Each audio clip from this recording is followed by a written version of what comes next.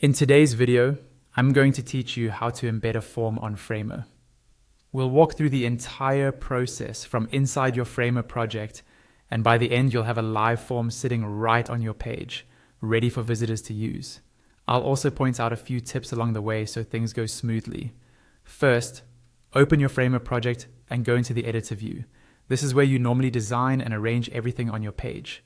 At the top left of the editor, you'll see the Insert button. Click on Insert to open the panel that lets you add new elements to your project. In the Insert panel, there's a search field. Click inside that field and type the word Embed. Framer will filter the results and show you an element called Embed. Click and drag this Embed element onto your canvas and drop it in the section of the page where you want your form to appear. You can always reposition it later, so don't worry about getting it perfect on the first try. Now you'll need the actual form embed code from your form provider. In this example, the form is coming from JotForm, but the idea is the same for most form tools. Open your form builder in a separate tab. Inside the builder, look for the option to publish or share your form. Click on Publish at the top. Then in the left panel, choose the option called Embed. This area usually gives you a block of HTML code. Copy the entire embed code from the top of that section. Make sure you capture all of it so the form can load correctly. Switch back to your Framer editor.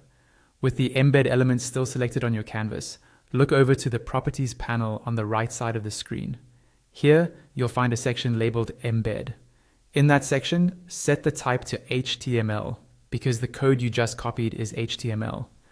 Once the type is set correctly, paste your form's embed code into the provided field.